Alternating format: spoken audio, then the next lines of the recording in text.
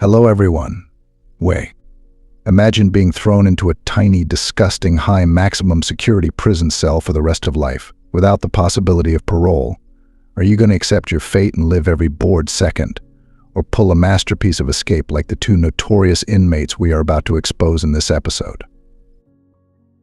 Clinton Correctional Facility, or Dannemora Prison, was built on the site of an old iron mine, and prisoners were put to work in the mines as a form of hard labor. In the early years of the prison's existence, conditions were notoriously harsh. New York's Clinton Correctional Facility has a startlingly nicknamed Little Siberia. Located in Dannemora, a small, depressed village 20 miles from the Canadian border, the maximum security prison is notorious for its frigid temperatures, institutional racism, rampant violence, and high suicide rate. Mired in problems, the facility houses the most violent offenders and those who pose the greatest threat to other inmates, staff, or the public. Dannemora was designed to prevent prisoners from escaping and to keep them from harming others. Richard Matt was arrested in 2008 for the 1997 kidnapping and murder of 76-year-old businessman William Rickerson, who fired him. Matt beat Rickerson unconscious with a knife sharpener. He then wrapped the man in duct tape, tossed him in his truck, and drove around for 27 hours before reportedly telling Bates he had enough of this, and snapped the victim's neck. He dismembered Rickerson's body with a hacksaw and dumped him in the Niagara River before fleeing to Mexico. He was extradited to the United States after he stabbed an American outside of a bar, and was found guilty of 3 counts of murder, 3 counts of kidnapping, and 2 counts of robbery in Rickerson's death. He was sentenced to 25 years to life. The 2015 escape wasn't the first time Matt broke out of a prison.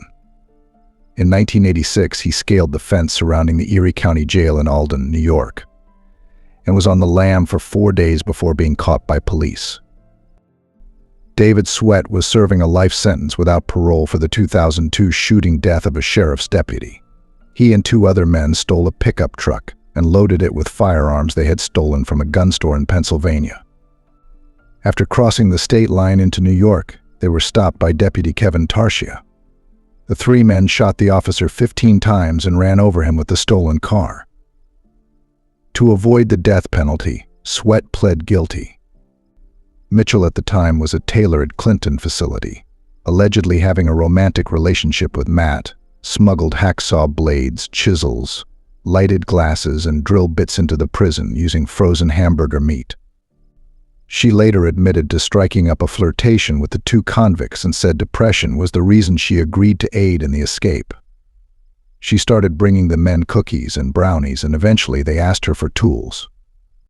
She stated, "I was going through a time where I felt like my husband didn't love me anymore. I guess they saw my weakness. Their attention made me feel good." Matt and David used to work in the prison shop. They became close friends, and they started thinking about a way out.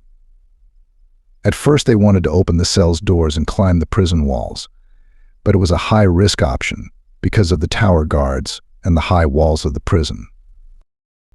They both know it won't be an easy task, until one day Matt noticed the ventilation hole in his cell.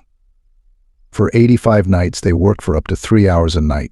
Sweat and Matt used the contraband to cut through the walls of their side-by cells and escape into a network of tunnels. After breaking through the wall in his prison cell, David Sweat began exploring the tunnels behind the prison walls on a nightly basis. Sweat would routinely sneak out of his cell after the 11 p.m. night check. He created a dummy from a sweatshirt and a pair of prison pants. The dummy fooled the guards, even though their instructions required them to look for human flesh during checks. He managed to leave his cell at least 85 times while planning the escape. The official report from the New York office of the Inspector General pointed out, if only one of more than 400 required checks was properly performed during the time Sweat was out of his cell, the escape would have been instantly foiled. Mitchell was able to smuggle in so many tools because the guards at the door never searched her bags. Her biggest hurdle was finding a way to get the contraband to the inmates. Smuggling in tools obviously violated the prison rules. So, Mitchell wrapped raw hamburger meat around the tools and handed them off to another guard, Gene Palmer, who was also working with the inmates.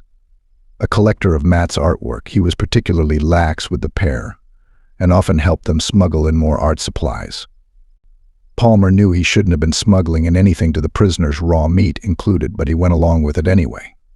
Because Palmer let Matt and Sweat avoid metal detectors, they were able to transport tools around the prison.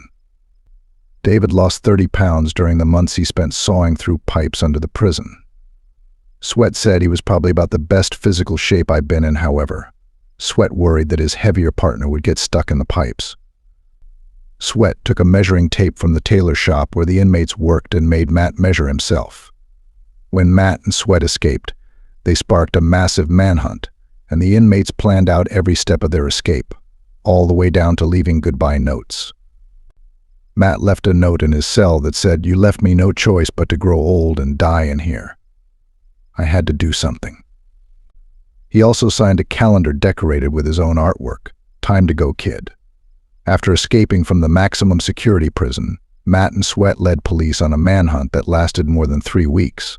But the inmates never planned to travel on foot through the woods of upstate New York. They actually left behind a map of New York State on accident, which Sweat later said could have been useful while they were on the run.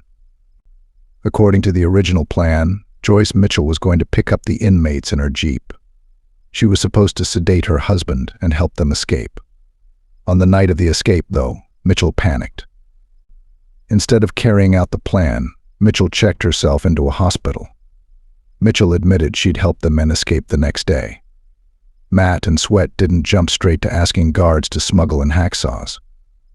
Prison guard Gene Palmer smuggled in art supplies for Matt, who painted in prison. Matt also gave Palmer his paintings to smuggle out. The guard and inmate became close over time, and the relationship helped set the groundwork for the escape. Palmer rarely frisked Matt on the way to his cell, and even helped him avoid metal detectors.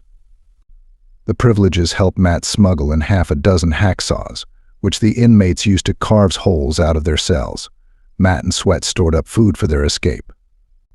When they popped out of a manhole cover and ran into the woods, they were carrying a guitar case, 40 granola bars, and 20 packs of peanuts. The guitar case served a dual purpose. Not only did it carry essential supplies, but it was also supposed to distract people. Sweat explained the rationale to investigators after he was caught. If somebody sees a guitar case, they're not thinking you escaped. They're going to think you came back from playing in a band or hanging out with your friends. The disguise basically worked. Someone nearly caught the inmates right after they emerged from the manhole, but Sweat talked their way out of it. Richard Matt and David Sweat were on the run for more than 3 weeks. On June 26, 2015, a SWAT team opened fire on Matt, bringing his life to an end. In those 3 weeks, he was only able to travel 18 miles from Dannemora. 2 days later, police captured Sweat as he was running across an alfalfa field in a town close to the New York-Canada border. Sweat was sent back to prison.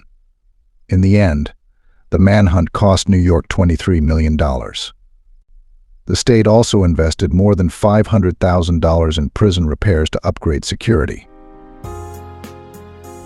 If you enjoyed this video, please hit the subscribe button for more content like this.